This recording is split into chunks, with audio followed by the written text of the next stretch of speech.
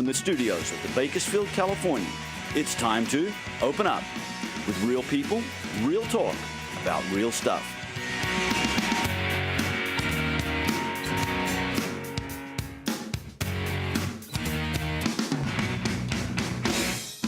And now, a special welcome to our friends throughout California, across the nation, and around the world to this week's edition of Open Up. Good morning, everyone. Welcome to Open Up. I'm Tina Miller. And I'm Don, if I can get it out, I'm Don Clark, your favorite pair on the air. And yes. Boy, when we say friends around the world, we have one today, Siddhar from India, watching at 11 o'clock at night. Yes, Don. So welcome, dear friend. I call him friend because I don't pronounce his name yet. But welcome and thank you so much for joining us all the way from India and all over the world, Don. You bet. Mm-hmm. This show is coming to you from Bakersfield, California, out all over the world. And here in Bakersfield, we've been known historically for all of our honky-tonks, for the Bakersfield sound. You know, Merle Haggard. Boy, I'm having trouble getting words out today. Merle Haggard and so many others. Buck Owens. My gosh, how many hit songs did he have? But anyway, we have the last of the honky-tonks here in Bakersfield, and it is a great one. And the fellow who runs it is Rockwell right here, and that's how he's named. Rockwell, you know, I keep saying, here's a fellow who doesn't drink, doesn't chew tobacco, doesn't smoke, has never been arrested, but is running. The day is young. The day is young. The most infamous honky-tonk in Bakersfield. Rockwell, how'd you ever get started doing this? You know, it started with a blessing. You know, I was helping a great friend, as we should do, and he made a call to me. I was out in Fayetteville, Arkansas on a contract, and he says, hey, do you kind of deal with businesses in this situation? And I said, sure. Well, long story short, and after getting the second and third version of the stories clarified, here I end up back in the streets of Bakersfield. And, you know, some people look at obstacles and challenges as blessings. I think it's just been a constant pruning by God, and He leads our business, and we have slowly evolved to stay in business for our 84th year and only closed 4 days in that period of time. Wow. I would think most pastors here in town would say God's blessing on Trouts, honky tonk. Are you kidding? But you're saying absolutely. Tell us about that. Absolutely. You know, it's kind of funny to see the shock of people's on their face. I was at an Office Max about 2-3 months ago, and a beautiful lady in a habit. She was a nun, Sister Anne Marie.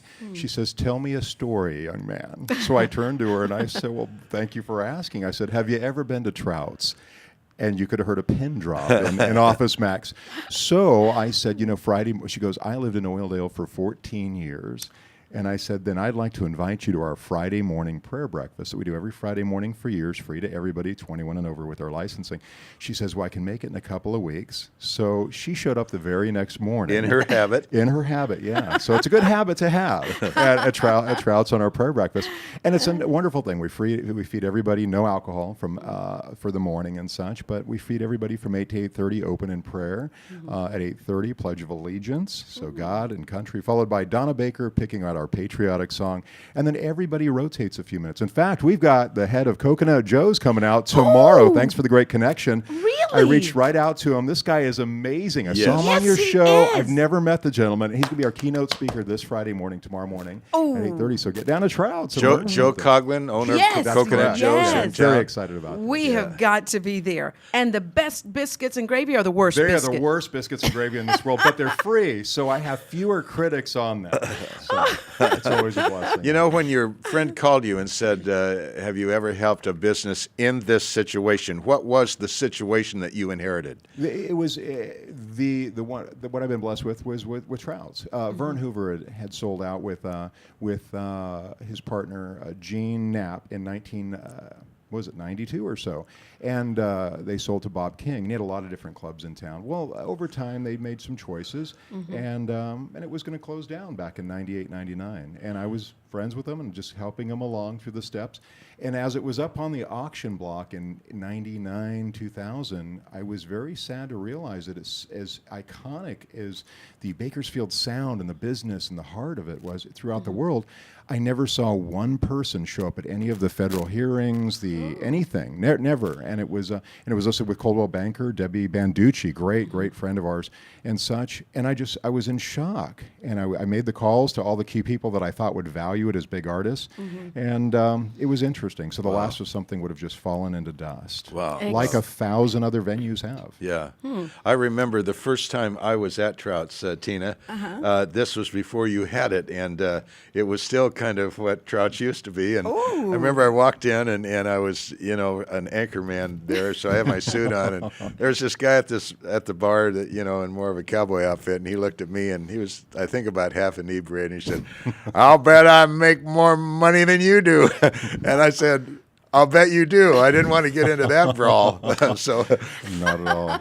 But you meet everybody there. Yeah. You really do. I mean, we've had great speakers that have come in for our events. We do well over 100 scheduled activities and live music events per month there. We've got 3 stages now, plus the cellar where we allow local bands to perform for free for practicing and stuff, always set up. If you don't have the equipment, we'll provide that for you, in your band. So reach out to us. And we're just a stepping stone. There's great places in town. Front Porch Music has some great studios. Reggie, American Sound Recording. There's so many great things. So we're simply a small step on the staircase of your future. But you are such an exciting man. This is an exciting time to live. My goodness. We have it made in America. This is the greatest country. And Kern County is phenomenal. San Joaquin Valley. Yes. It's just phenomenal. And if you don't feel that you're blessed right now, really, take a look at the rest of the world. We really are blessed, and we're ignorant to a lot of things that are going on that are serious challenges. Wow. So you see, it gets darkest before the light, and realize we're in the dark as far as what's really going on in the world. So we've got to step up, get involved. On the way here, I received a call from Russell Johnson to be involved on a meeting that's going to be going on at the Sugar Mill this morning at 12 noon to better the community. So I like getting these calls, and we need to get involved. Excellent. You're a veteran. Yes, ma'am. Military, which Yes. is it? Marine Corps has Navy. Marines are Navy! phenomenal. I mean, any branch of service and any method of serving the Of community course, is yes. absolutely huge. And their families, because there's a lot of Yes. sacrifices and Yes. investments that go on behind the scenes. Yes. But absolutely, I was blessed to be, I saw the movie Top Gun. You never know what's going to inspire you. And I went in at 20 years old, and I was already in business. I'm a charter member of the Motherlode Optimist Club as a kid. At like 17, 18, I was writing with the Sheriff's Department on a ride-along program. I was going to go to Police Academy in Santa Rosa, and just small business caught up, and then that entrepreneurialism in a capitalistic country just got in my blood. And pretty soon, I'm 17, 18, I'm giving away student awards at the high school I still would have been in, and started just really paying more attention to my grandparents who played significant roles in raising me. picking up a lot of wisdom, huh? I know what really inspired you Tell me. about Top Gun. It was Kelly McGinnis, right? Kelly McGinnis, absolutely. Absolutely. I'm in. And to be blessed to be Todd? stationed at Miramar Naval Air Station, where Top Gun was Hangar 1. We're in Hangar 2, 2 VF-14 fighter squadrons Oh, out really? there. So what a blessing. And I'm the behind-the-scenes guy. Everybody else was more important than I am. But, like I tell the owner of a show I host around the world on RFD TV on True Country, I say, at the last minute, you'd like me to be the water boy? I will be the best water boy Yes. you've ever had. Yes, Wow, yes. wow. Tell us about the, you talk about Kern County, Mount Whitney. Mount Whitney. Yes. I've tackled it 15 times. It's kicked my butt 15 times. Feels like 30. It's interesting. I've summited, which is the tallest point of that, over 14,500 feet.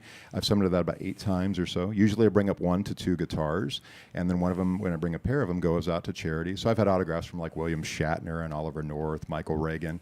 And those go off to charities like the Healing Horses and Armed Forces Foundation in Tehachapi, or the ADAC, Alzheimer's Disease Association of Kern County. And it's been neat. Did a marathon, one and only ever. And I'm not a runner, but I did it with 2 full-size guitars in my hand. You can go to my Facebook and see the pictures. I got the Optimist Club as a pilot car and the Veterans Program as a pilot. I just so many blessings. You are doing so much. How do you have time to do all this? We all have 24 hours in a day. It takes more time to be a critic, an unqualified critic. If you want to be a critic, go out and volunteer at a church, at a homeless shelter. Help manage your neighborhood. Help take better care of your family. Yes. But my God, it takes so much more energy to throw stones than it does to actually make a difference. So, Sure ladies does. and gentlemen, step up. Yes, it's kind of like the smile and the frown. Absolutely. Oh, so I love your smile. Thank you.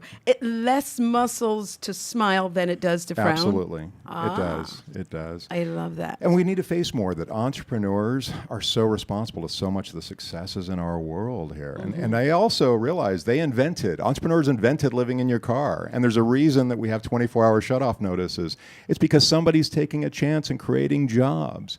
So we can really do more to back the world, the youth, and make a difference. And if you can't go out and dig the trench yourself, help somebody else, underwrite them, provide some banking incentive or a pat on the back. You guys are all about that. And I love your show for that. Bet. Wow. Well, what I'm really interested in is you just very quickly ticked off all the things that you are doing at Trout. So we're going to take a quick break here. When we come back, I want to hear about some of those things because they apply to everybody out there. We'll be right back. Stay tuned.